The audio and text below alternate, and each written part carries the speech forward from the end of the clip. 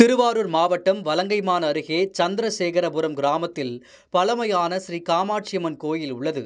இக்கோயிலில் ஆண்டுதோறும் நடைபெறும் சித்திரை செடில் திருவிழா கடந்த 12ஆம் தேதி காப்பு கட்டுதலுடன் தொடங்கியது.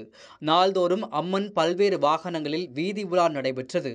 இந்த நிலையில் சித்திரை திருவிழாவின் முக்கிய விழாவான சடல் திருவிழாவில் ஆயிரக்கணக்கான பக்தர்கள் பங்கேற்று சுவாமி தரிசனம் செய்தனர்.